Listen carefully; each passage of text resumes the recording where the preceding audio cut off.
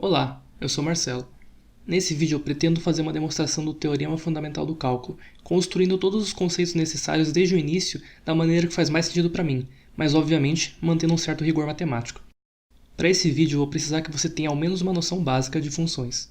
Como eu vou gastar um certo tempo falando sobre cada um dos tópicos, esse vídeo vai acabar sendo um resumão de cálculo 1. Esse é um vídeo teórico e não de resolução de exercícios. Eu vou deixar as deduções na tela e você sempre pode pausar para analisar. Caso você queira estudar algum tópico específico desse vídeo sem ter que revisar todas as outras partes, eu vou deixar marcadores de tempo para que você possa pular direto para lá. O programa que eu vou usar para fazer os gráficos é o GeoGebra, uma ferramenta que me ajudou muito para estudar quando eu estava começando na faculdade, e vou deixar o link na descrição para que vocês possam baixar também. O cálculo diferencial e integral do qual vou tratar nesse vídeo é uma teoria matemática que une a álgebra e a geometria, e ela foi consolidada inicialmente por Gottfried Wilhelm Leibniz e Isaac Newton em meados de 1680. É uma ferramenta muito importante para a física, para a engenharia e para outras áreas do conhecimento, porque essa ferramenta e o raciocínio envolvido na sua construção são essenciais para estudos de fenômenos onde você analisa variações e acumulações de grandezas que são muito pequenas e consideradas contínuas, ou seja, grandezas que não são discretas, não são contáveis. Você pode dividir ela em pedaços menores quantas vezes você quiser. Então nessa aula eu vou começar com dois conceitos básicos, que são a equação da reta e os limites. Vou definir as derivadas, mostrar como se obtém máximos, mínimos e pontos de inflexão de uma função, o conceito de diferencial, a divisão de uma grandeza em infinitesimais e depois a reconstrução dela através de uma soma infinita, como definir uma integral, como calcular integrais de forma aproximada através da soma de rima, e como essa expressão vai nos levar a calcular integrais de forma analítica, ou seja, exata, através do teorema fundamental do cálculo. No espaço tradicional, também conhecido como espaço euclidiano, o caminho mais curto entre dois pontos A e B vai ser descrito por uma linha reta. Então a gente pode dizer que esse segmento de reta vai ser o conjunto de todos os pontos entre A e B. Então a gente pode pegar essa linha reta unindo A e B e estender ela para todo o espaço em um sistema de coordenadas qualquer. Como a gente pode fazer isso? A gente vai usar a equação da reta. Y igual a AX mais B. Sendo A o coeficiente angular da reta, aquele que define sua inclinação, e B o coeficiente linear, que a função dele vai ser ajustar a posição dessa reta no sistema de coordenadas. Então, tendo A e B definidos, para qualquer x que você imaginar, vai ter um y correspondente. E para todos os x, haverá um y, e esse conjunto de pontos x e y vai formar a reta. Uma maneira rápida da gente determinar o coeficiente linear da reta é escolhendo qual coordenada y a reta tem que ter quando x vale 0. Assim, a equação da reta vai ficar y de 0 igual a b. Já o coeficiente angular a também pode ser escrito como tangente de θ, em que θ vai ser a inclinação da reta em relação ao eixo x. Mas se eu tenho dois pontos quaisquer, como que eu posso construir essa reta então? Como x é uma variável independente que, a princípio, não tem nenhuma restrição, e y é apenas a resposta da equação da reta, resta determinar a e b de tal maneira que a reta passe no ponto 1 e 2. São duas incógnitas para dois pontos, então basta montar um sistema de equações que faça com que a e b só dependam das coordenadas do ponto 1 e ponto 2. Então quando x tiver a coordenada x1 do ponto 1, y tem que valer y1, quando x tiver a coordenada x2 do ponto 2, y tem que valer y2. Então se a gente manipula essas duas equações para isolar as incógnitas a e b, a gente vai chegar nisso aí. O coeficiente angular vai ser a diferença entre as coordenadas y dividido pela diferença entre as coordenadas x. Já o coeficiente linear vai ser a coordenada y do primeiro ponto menos o coeficiente angular vezes a coordenada x do primeiro ponto. Então se a gente joga esses dois valores na equação original, a gente pode agrupar os termos. Vamos ter o coeficiente angular vezes x menos x1 mais y1. Essa é a equação da reta, que só depende das coordenadas do ponto 1 e do ponto 2. Agora eu vou falar sobre o operador limite. Ele nos ajuda a descobrir para qual valor uma função tende nas proximidades de um ponto. A definição formal de limite é a seguinte. A gente diz que o limite de f de x, quando x tende a A, é L, se e somente se, para qualquer número real epsilon maior do que zero, existe um delta maior que zero, tal que o módulo de f de x menos L é menor do que epsilon, quando o módulo de x menos a é maior do que zero, mas é menor do que delta. Mas o que tudo isso significa? Bom, se eu quero descobrir para qual valor a função tende, quando x tende a um valor a, então eu preciso ser capaz de aproximar x o quanto eu quiser desse valor a, sem nunca tocar nele. E mesmo assim, a função de x vai estar tendendo a um valor bem definido. Então, mesmo que quando x vale a função tenha um buraco ali, tenha uma determinação ou não esteja nem definida, se a função ela sempre se aproximar de um tal valor, então o limite da função naquele ponto vai ser L. Por exemplo, imagine a função f de x igual a 2x. O limite dela, quando x tende a 2, é 4, porque 2 vezes 2 é 4. Pode parecer bobo esse exemplo, mas nem sempre vai ser tão simples assim. A maior parte do tempo que você vai gastar em um curso de cálculo vendo sobre limites é o estudo das indeterminações. O que são indeterminações em uma função? São pontos problemáticos onde você não sabe para qual valor a função está tendendo de primeira, ou simplesmente esse valor nem existe. Então, para exemplificar essas indeterminações, peguemos essa função x² menos 1 sobre x² menos 1. Note que quando x vale 1, no numerador a gente vai ter 1³ menos 1, dá 0, sobre 1² menos 1, que também dá 0. Isso nos retorna 0 sobre 0. E 0 sobre 0 pode valer qualquer coisa. Nós simplesmente não sabemos à primeira vista. Nesse caso, a gente tem que fazer algumas manipulações até que seja possível, enfim, fazer x tender aquele valor e nos dar um número bem definido. Para funções racionais como essa, a gente pode definir o numerador como uma função separada g de x e o denominador como uma outra função h de x. Se um certo valor x0, no caso do exemplo 1, ele zera ambas as funções, a gente vai ter uma determinação 0 sobre 0.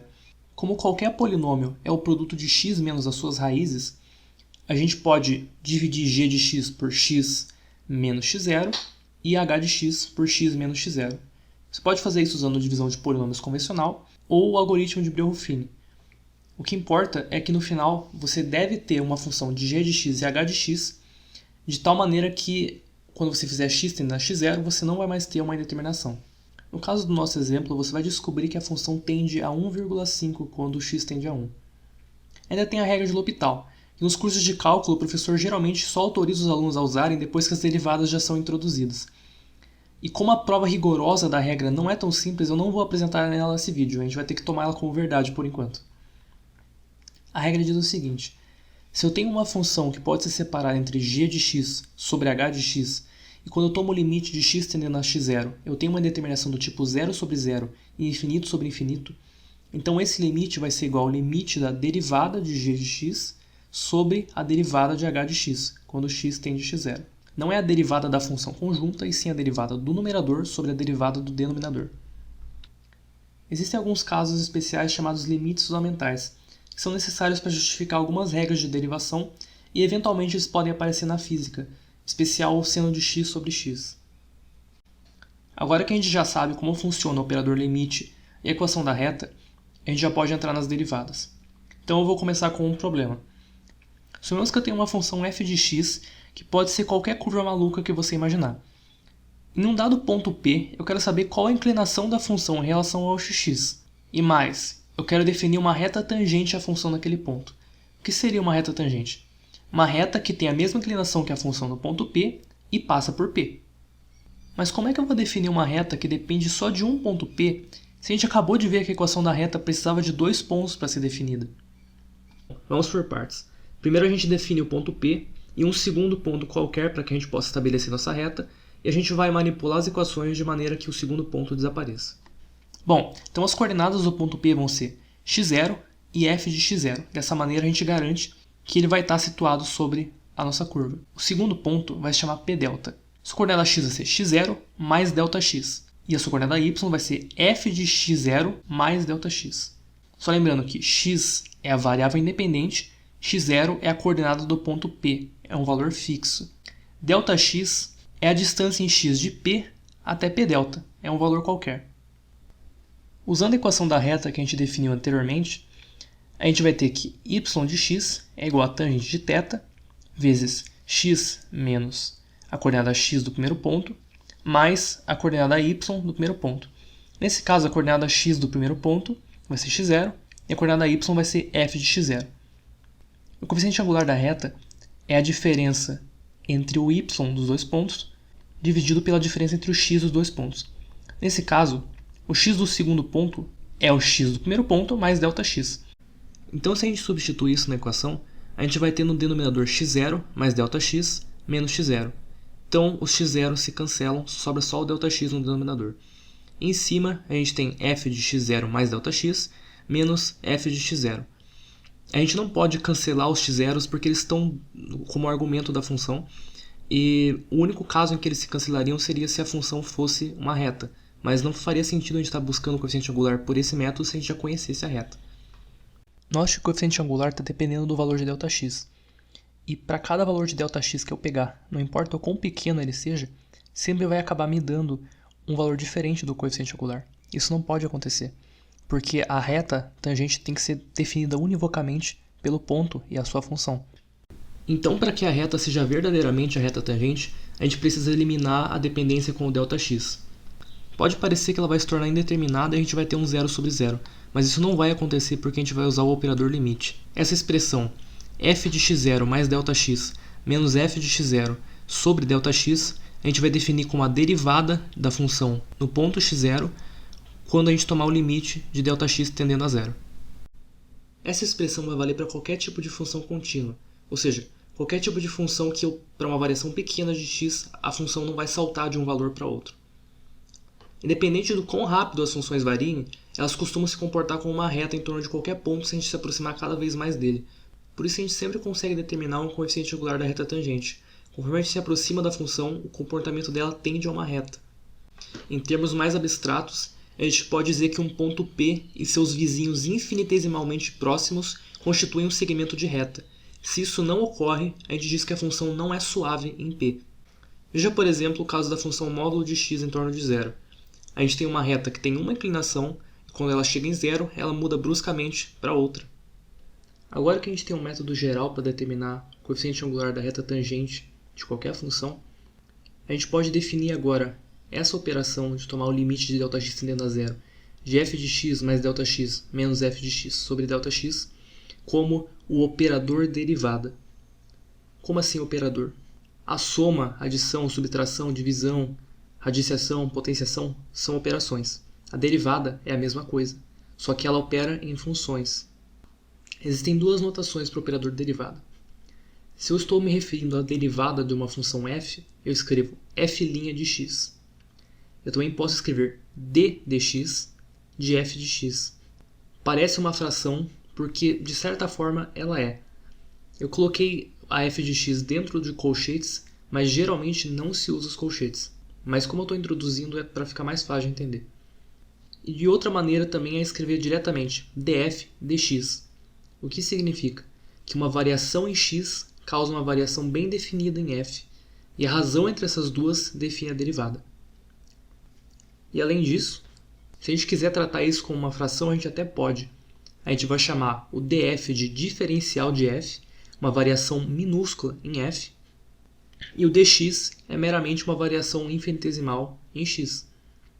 Então, se a gente fizer aquela conta com certos tipos de função, a gente consegue abstrair várias regras. A primeira delas é que a derivada de uma função constante é zero, porque uma função constante não varia, então sua taxa de variação é zero.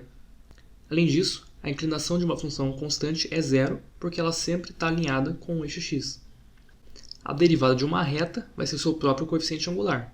Então a derivada de ax vai ser a. Se a gente derivar uma função duas vezes, ela vai se tornar uma derivada de ordem 2.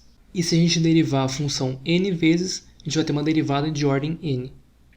A gente diz que a derivada é um operador linear porque ela satisfaz duas condições de linearidade.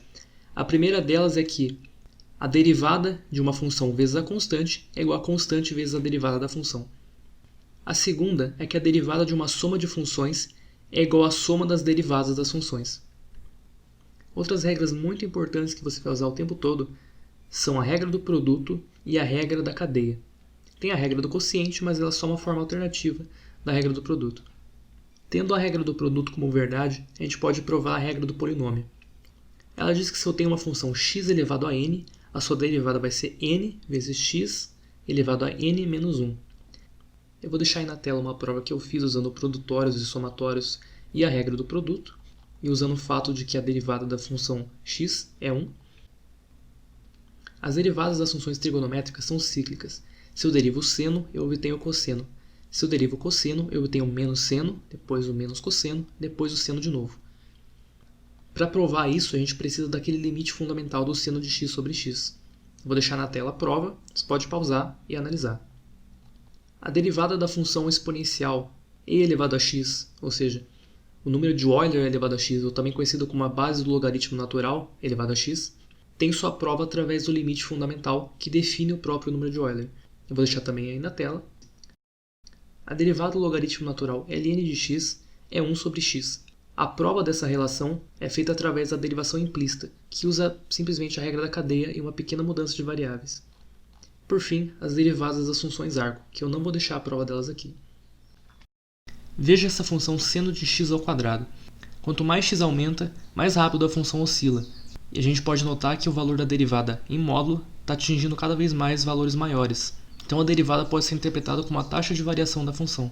Quanto mais rápido a função varia, maiores os valores que a sua derivada pode atingir.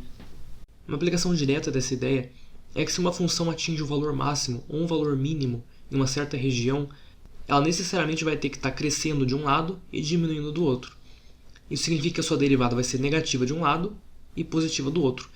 Então, no meio do caminho, ela tem que ser zero. Então, se a gente calcular a derivada da função e encontrar os pontos onde ela vale zero, a gente vai estar automaticamente encontrando os máximos e mínimos dessa função.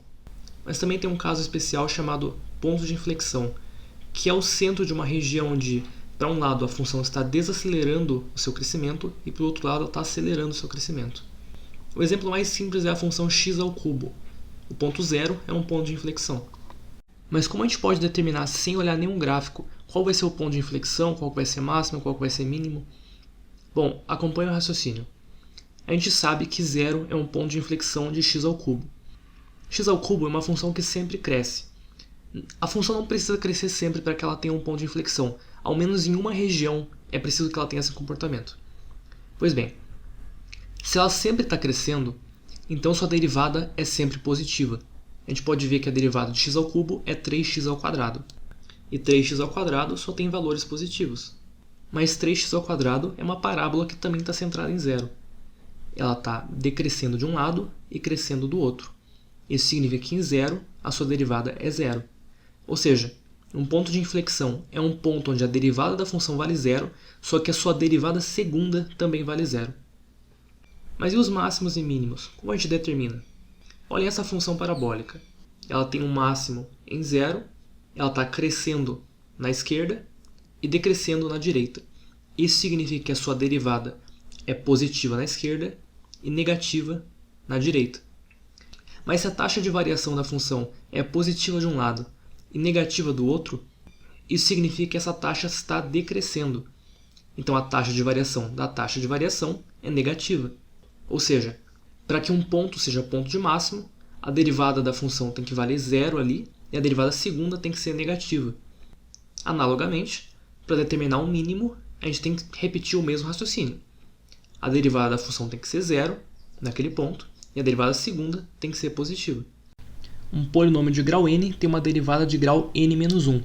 Isso significa que ele pode ter até n-1 pontos especiais. Mas você precisa se lembrar que essas propriedades valem para qualquer função. Elas não precisam ser polinômios, elas podem ser trigonométricas, podem ser exponenciais, logarítmicas, porque o que importa para as derivadas é o comportamento local da função. Se duas funções forem muito diferentes, mas em uma região pequena elas têm um comportamento parecido, então elas têm propriedades parecidas naquela região. É por isso que a gente pode extrapolar esse resultado da função x ao cubo e da função parabólica. Se a gente fizesse essa dedução usando outras funções, a conta poderia até ser mais complicada, mas a gente chegaria no mesmo resultado. Agora, um novo problema. Seja f de x uma função qualquer e f de x a sua derivada. Então, df de x é igual a f de x. Se eu quiser tratar isso como fração, eu vou enfurecer os matemáticos, mas a equação vai ficar df igual a f de x dx. Ou seja, o diferencial de f é igual a f de x vezes o diferencial de x, uma variação minúscula em x. Então, tendo essas duas equações e conhecendo f de x, como eu posso retornar para f de x? Que operação consegue transformar o diferencial de uma função na própria função? Bom, pela primeira equação, se a derivada de f é f de x, então talvez uma antiderivação funcione. Vamos definir então o operador A de antiderivação, tal que A aplicado em df dx retorne f. Mas o operador precisa ser aplicado nos dois lados da equação, então a gente vai ter que A aplicado em df dx é igual a f dx, que é igual ao operador A aplicado em f de x. A gente também pode definir um certo operador I, tal que I aplicado em diferencial de f retorne f. Mas, novamente, a gente precisa aplicar eles dos dois lados da equação para que isso seja válido. I aplicado em df é igual a I aplicado em f de x vezes dx, que é igual a f de x. Mas se com os dois operadores a gente consegue obter o f de x, o operador A de antiderivação aplicado em f de x e o operador I aplicado em f de x dx, ambos retornam f de x, então eles são equivalentes. Então esse tal operador I aplicado em f de x dx tem o mesmo papel de calcular a antiderivada de f de x. Então eu vou chamar esse operador I de integral. O operador integral aplicado em f de x multiplicado pelo diferencial de x vai me dar o próprio f de x. Por enquanto isso não diz nada. Então vamos por partes. Vamos determinar primeiro o lado mais fácil da equação, que é o operador integral aplicado no diferencial de f. É o operador que transforma o diferencial de uma função na própria função. Em seguida, a gente vai tentar demonstrar que se ele for aplicado em f de x dx, ele vai nos dar f de x também. Imagine uma corda situada sobre um certo eixo x, de tal maneira que uma das suas extremidades está no ponto A e a outra está no ponto B. O comprimento L dessa corda é simplesmente B menos A. Agora eu vou pegar essa corda e dividir ela em vários pedacinhos idênticos, chamados de ΔX. Nesse caso, na imagem, eu estaria dividindo a corda em 40 pedaços aproximadamente, mas podem ser quantos você quiser. Se ΔX é L dividido por N, sendo N a quantidade de divisões, então L é N vezes ΔX. Logo, N é L sobre ΔX, mas L é B menos A. Então, em forma de somatório, a gente vai ter que L, ou seja, o comprimento total da corda, é a soma de todos os intervalos ΔX de 0 até N. O que isso significa? Significa que eu estou somando ΔX mais ΔX mais ΔX mais ΔX mais ΔX N vezes. E isso me retorna L, que é o que a gente acabou de determinar. Tá, mas eu dividi essa corda em pedaços finitos, 40 nesse caso. Mas e se eu quiser dividir a corda em infinitos pedaços? O que acontece quando n tende ao infinito? A única maneira de manter esse produto L igual a N vezes ΔX continuar valendo L quando n tende ao infinito é se ΔX ficar cada vez menor. Então o ΔX tem que se tornar infinitesimal para balancear o n tendendo ao infinito. Então a nossa expressão vai ficar L é igual a somatório de dx de 0 a infinito. E isso vai ser o nosso operador integral. A integral de dx de 0 a L é o próprio L. Ou seja, o operador integral é uma soma infinita de pedacinhos infinitesimais e depende de dois valores de um intervalo para ser definido. Como a função é uma função de x, se x varia de a até b, então a função vai variar de f de a até f de b. Portanto, a integral de df, avaliada de f de a até f de b, vai ser o nosso operador integral aplicado em f de x dx. Mas se do lado esquerdo o nosso operador ele faz o papel de uma soma, do lado direito ele também tem que fazer o papel de soma. Então o limite do somatório de ΔF com n indo de 0 a f de b menos f de a sobre ΔF tem que ser igual ao limite de ΔX tendendo a 0 do somatório de alguma coisa vezes ΔX com n indo de 0 até b menos a sobre ΔX. Quando a gente tomar esses dois limites, a gente vai ter o operador integral. Mas eu quero deixar eles na forma de soma por enquanto. Se x varia de a até b, então f tem que variar de f de a até f de b, porque a função e sua variável estão vinculadas. Mas quem faz o papel de f de x em somatório? A gente vai precisar chegar nessa expressão de outra forma para determinar quem faz o papel de f de x. Eu tenho aqui um problema que parece não ter qualquer relação com isso. Suponhamos que eu tenho uma função f de x qualquer, e eu quero saber qual área que ela faz com o eixo x de um intervalo a até b. A gente sabe que a área de um retângulo é a base vezes a altura.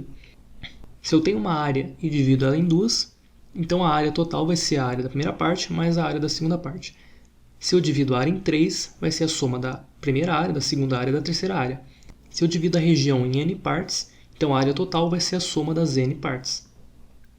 A princípio a gente não conhece nenhuma fórmula para conseguir calcular a área de qualquer figura. Então o que a gente vai fazer é aproximar essa área embaixo da curva com vários retangulinhos. Então a gente vai calcular a área de cada um desses retângulos e somar tudo. Esse método de cálculo de área, separando a região em vários retângulos, é conhecido como soma de Riemann. O que se faz é separar o intervalo entre A e B em vários outros intervalos menores de tamanho igual. Aqui no meu programa, o computador já conseguiu calcular a área da curva de maneira suficientemente precisa. Para esse caso aqui da função x² sobre 4, sendo a área de 0 até 4,6, a área é esse número, 8,1133. Provavelmente tem mais algarismos depois disso. Enquanto que, para poucos retângulos, a soma de Riemann está dando um valor bem fora disso, 6.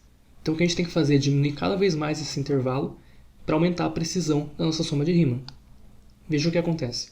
O valor cada vez mais converge para o valor da área, ao ponto que quando o intervalo é extremamente pequeno, o valor é quase indistinguível do valor exato da área. Mas como que a gente define matematicamente essa soma de Riemann? A gente vai usar um método similar ao que a gente fez para reconstruir aquela nossa corda quando a gente tinha fatiado ela em vários pedaços. A base do nosso retângulo vale ΔX para todos eles. Já a altura vai ser determinada pelo valor da função. A gente quer que a função seja constante em cada um desses retângulos, para que ele seja um retângulo. Então na soma, a gente vai fazer com que a função seja aplicada em A, que é o começo do intervalo, mais n vezes ΔX. Para cada n, vai ser um passo a mais que a gente vai dar nos intervalos. N igual a 0 vai ser o primeiro retângulo, n igual a 1 vai ser o segundo retângulo, n igual a 2 vai ser o terceiro retângulo, e assim vai. E o n tem que variar de 0 até b menos a sobre ΔX. Se vocês lembram bem do exemplo da corda, isso também é o próprio número de divisões que a gente fez. Quando que isso vai ser a área exata? Quando a gente tomar o limite de ΔX tendendo a 0.